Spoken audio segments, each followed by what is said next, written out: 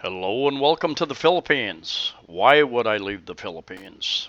Why would you leave the Philippines? To make it more personal, there are a number of factors that could come into your life where you would either want to leave the Philippines or you would have to leave the Philippines. And I'm going to discuss many of those factors now. It's one of the really good reasons why you need to have a plan B and even a plan C, because things change. Things change in your life, things change in the lives of those around you, and there are many factors that can affect you. The governments that we deal with, they can change the laws, and that's one of the first things I'll be talking about.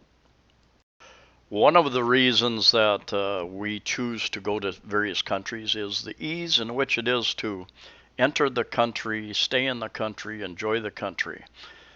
Many of you are familiar that Thailand has been making it more and more difficult for expats and even others, teachers, to stay in Thailand. So you have thousands, probably tens of thousands of people leaving Thailand now, and that is a major issue. It's becoming more expensive to stay there. It's becoming more difficult, more bureaucratic, more checking in with the government.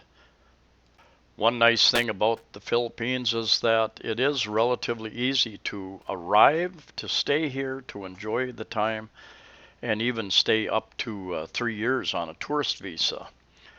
And hopefully that will not change. But I've had an experience, and I've talked to three different friends just in the last month who've had experiences while coming back into the country. And the scenario goes like this: you arrive back, and you're going to start with 30 days again, and they look at your passport, and like a friend of mine, he had only been here less than a year, went back to the States for about a month, came back, and they said, and they told me and others too, "Sir, you have been here a long time already. Why are you coming back and staying, and how long will you be here?" After some discussion and a frown and a bit of well, just leave it at that.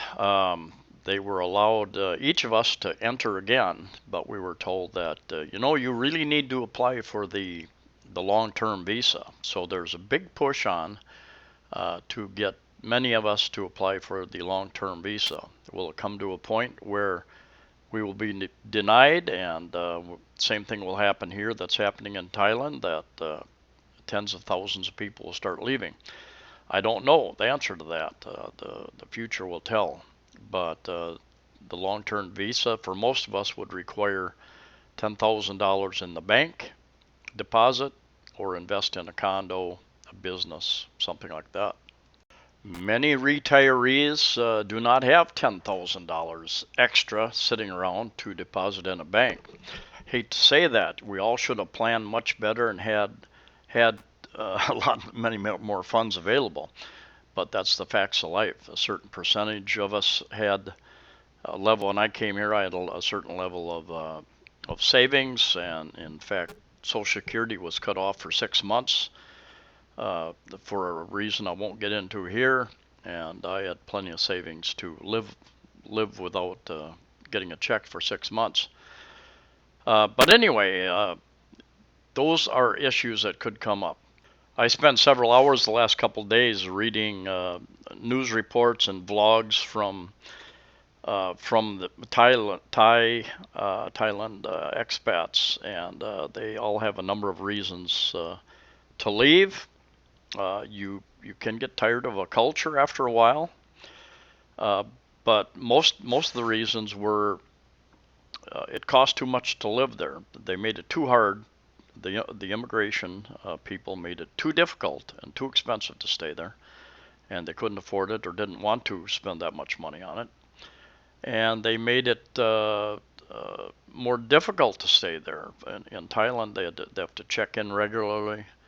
There are a lot of more tight regulations there about checking in with the government.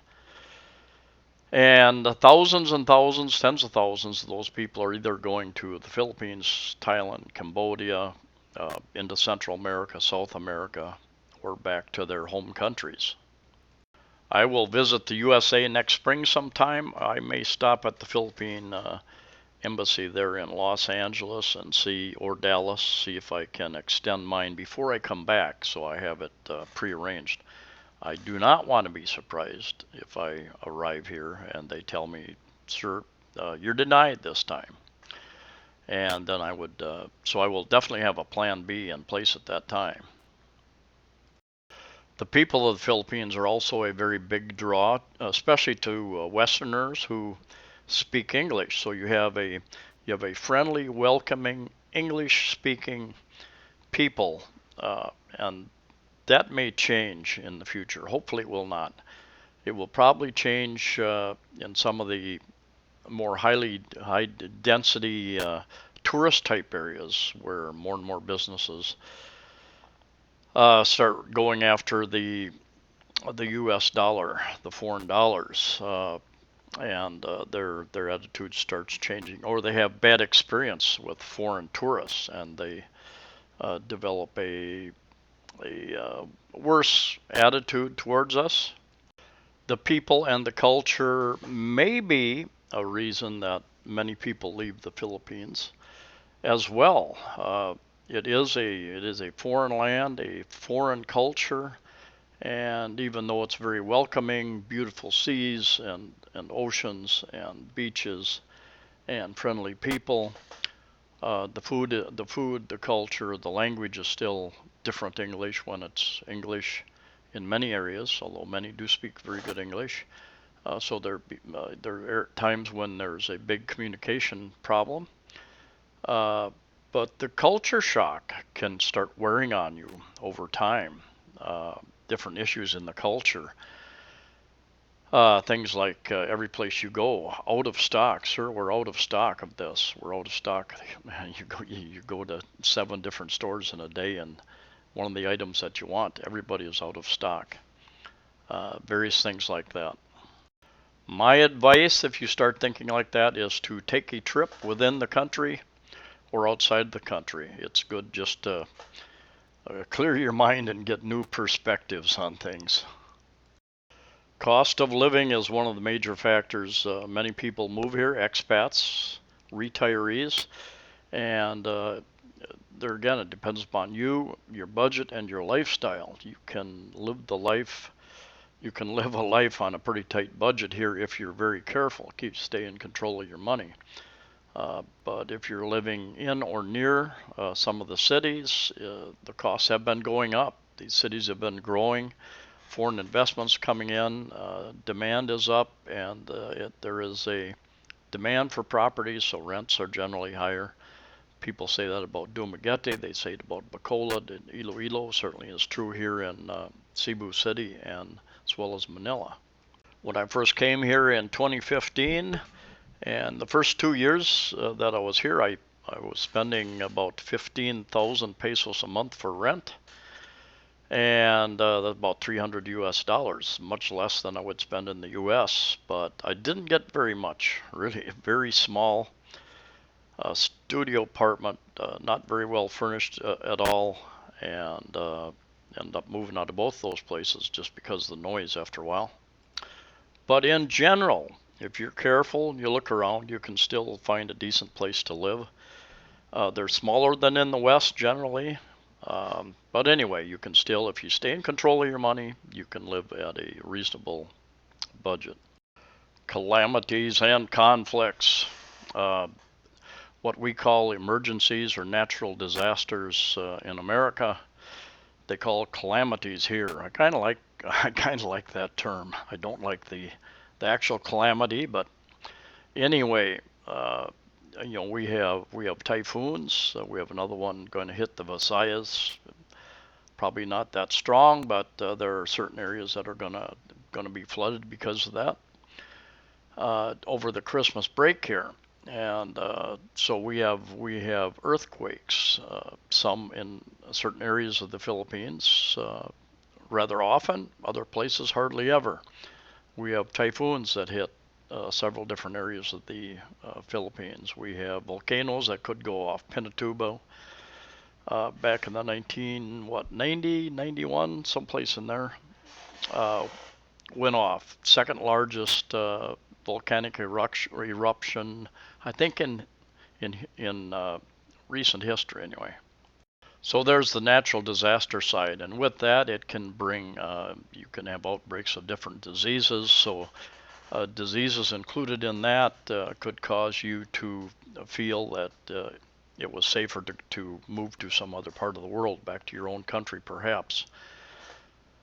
And uh, calamities, conflicts, on the other hand, if you're watching the news at all, and I know, U.S. news is so U.S. centered, so many of you probably don't even know that there are conflicts going on all over the world. Protests, people are rising up and protesting their various governments in France, in Ecuador, I think, Peru, Chile, uh, Bolivia, and they just overthrew the government there. I think our great CIA helped instill a new leader there. Another reason we're here is because it's generally a Christian. It's a Christian nation. It's a stable government, and it's friendly to most of us. And if you're a student of history at all, you understand that those things can change. Probably will not in the foreseeable future, but it is possible. There have been we have love-hate relationship with China. I guess they're investing a lot of money into the country. That can be good and bad. Other countries that are investing money, and also with money comes influence. Governments themselves can stir up the people. It's not, China, when a few years ago the Chinese democracy movement was getting going pretty strong, and China quickly tried to turn the people's attention back to Japan. Look what Japan did to us in World War II. Look what happened, and they tried to turn their anger in a different direction. And politicians will often do that. Medical, of course, it could be your medical situation where you decide to go back to your home country. I know an Irishman who went back and is getting treated. In fact, I think he's been in the hospital about 7 months now, back in the UK. And anyway, that is that situation. It could be your health, or the reason that you go back, or it could be some of your family members, and they may have an emergency, and you may decide to go back for that and get involved in that situation. I know I'm paying for Part B, so I have Part A and B of Medicare. It's not available yet here in the Philippines. I heard a while back, and maybe I'll do a different video about that, that it was coming to the Philippines soon, but I haven't seen any real information about that. So I will get some medical tests done when I'm back in the USA next year, some point in time, and then we'll just go from there. Generally, medical costs are much cheaper here in the Philippines, but if you have anything serious at all, it's going to add up to some pretty big bucks. That covers some of the basic reasons why you and I might want to leave the Philippines or have to leave the Philippines, and give it considerable thought. Maybe someday you think your life is under threat from some family here, or for whatever reason. Then the next question, obviously, is if for Plan B, for Plan C, where would you go on short notice if you had to leave? Vietnam is an option. Some of you've been following some of the vloggers over there. Thailand is less of an option unless you have the higher income level. You can deposit about 800,000 Thai baht in the bank, something like that. And they have some health insurance requirements. Cambodia is an option. It's relatively easy to go there and stay longer term, is what I've read. I've read that also the cost of living, although relatively low, depending on how you live, is starting to rise as well. China's been going in there building a lot of casinos, changing the cities somewhat. Anyway, thank you for watching. Looking forward to some of your comments if you've had some of the same experiences at immigration where they've hesitated in renewing your visa here in the Philippines.